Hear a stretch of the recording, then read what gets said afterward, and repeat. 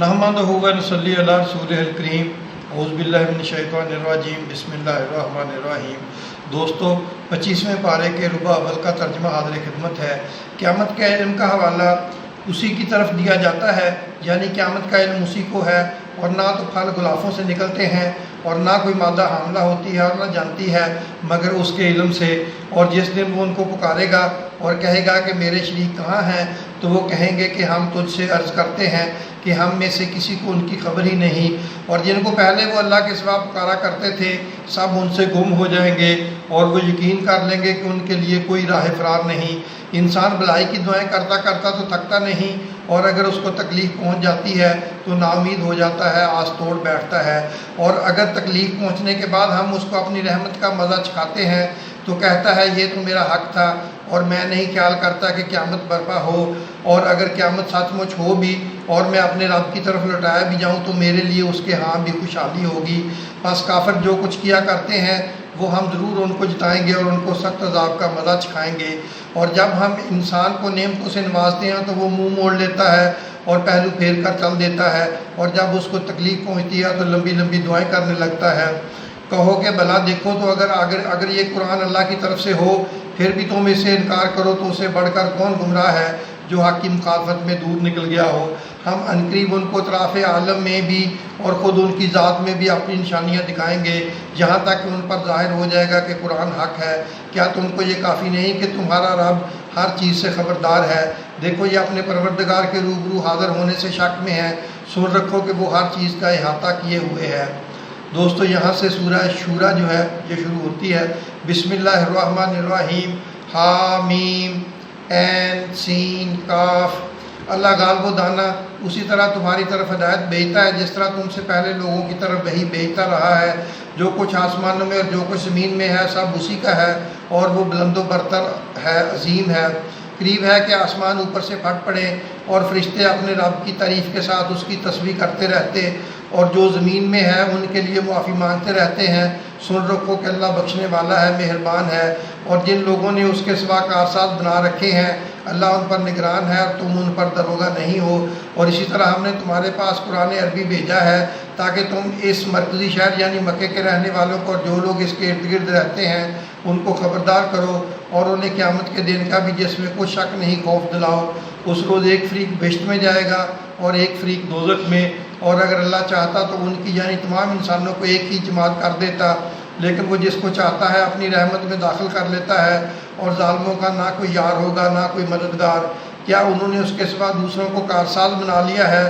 سو کارساز تو اللہ ہی ہے، اور وہی مردوں کو زندہ کرے گا، اور وہ ہر چیز پر قدرت رکھتا ہے۔ اور تم لوگ جس بات میں اختلاف کرتے ہو اس کا فیصلہ اللہ کی طرف سے ہوگا، یہی اللہ میرا رب ہے، میں اسی پر بھروسہ رکھتا ہوں اور اسی کی طرف رجوع کرتا ہوں۔ وہی ہے آسمان اور زمین کا پیدا کرنے والا، اسی نے تمہارے لیے تمہاری ہی جنس کے جوڑے بنائے اور چپایوں کے بھی جوڑے بنائے، وہ اسی طرح تم کو پھیلاتا رہتا ہے، اس جیسی تو کوئی چیز نہیں، اور وہ سنتا ہے دیکھتا ہے۔ آسمان اور زمین کی کنجیاں اسی کے پاس ہیں، وہ جس کے لیے چاہتا ہے رزق فراخ کر دیتا ہے اور جس کے لیے چاہتا ہے تنگ کر دیتا ہے۔ بے شک وہ ہر چیز سے واقف ہے۔ اسی نے تمہارے لیے دین کا وہی راستہ مقرر کیا جس کے اختیار کرنے کا حکم نوح کو دیا تھا، اور جس کی اے نبی ہم نے تمہاری طرف وحی بھیجی ہے، اور جس کا ابراہیم اور موسیٰ اور عیسیٰ کو حکم دیا تھا، اور یہ کہ دین کو قائم رکھنا اور اس میں پھوٹ نہ ڈالنا۔ جس چیز کی طرف تم مشرکوں کو بلاتے ہو وہ ان کو ناگوار گزرتی ہے۔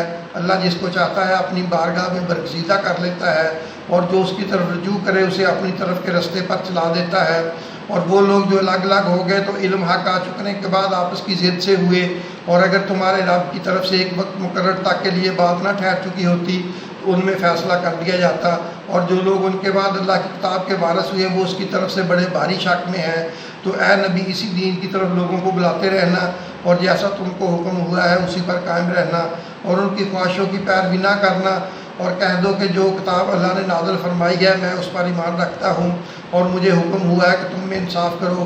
اللہ ہی ہمارا اور تمہارا پروردگار ہے، ہم کو ہمارے مال کا بدلہ ملے گا اور تم کو تمہارے مال کا، ہم میں اور تم میں کچھ بحث و تکرار نہیں۔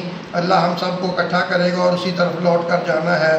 اور جو لوگ اللہ کے بارے میں بعد اس کے کسی مومنوں نے مان لیا ہو جھگڑتے ہیں، ان کے رب کے نزدیک ان کا جھگڑا باطل ہے، اور ان پر اللہ کا غضب ہے اور ان کے لیے سخت عذاب ہے۔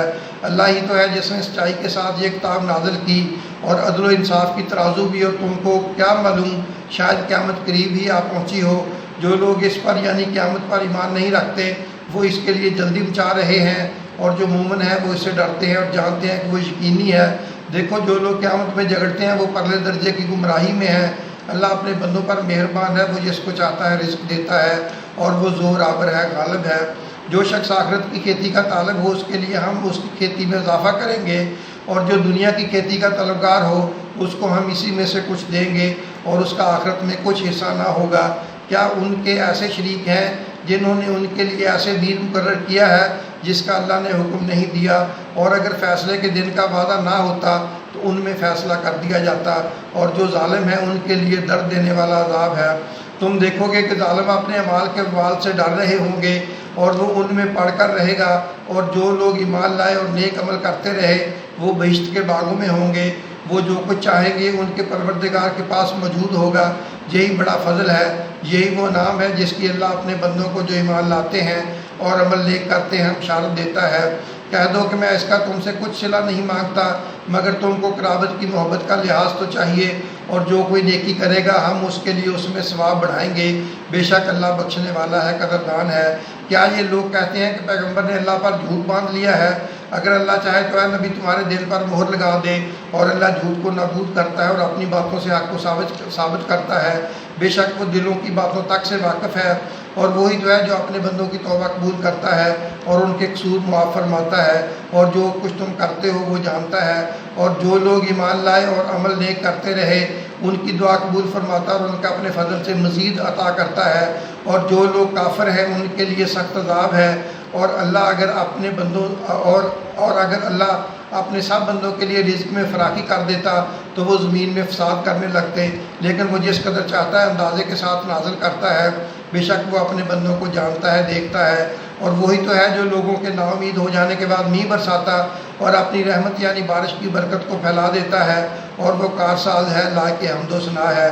اور اسی کی نشانیوں میں سے ہے آسمان اور زمین کا پیدا کرنا اور ان جانوروں کا جو اس نے ان میں پھیلا رکھے ہیں، اور وہ جب چاہے ان کو جمع کر لینے پر بھی قادر ہے۔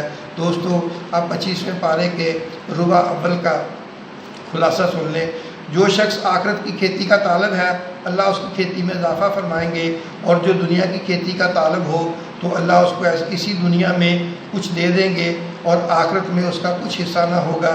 اللہ ہی ہے جو اپنے بندوں کی توبہ قبول کرتا ہے اور ان کے قصور معاف فرماتا ہے۔ دوستو اپنا اور اپنے چینل کا خیال رکھیں۔ اللہ آپ کی اور ہم سب کی کورونا سے اور دوسری بیماریوں سے حفاظت فرمائے، آمین۔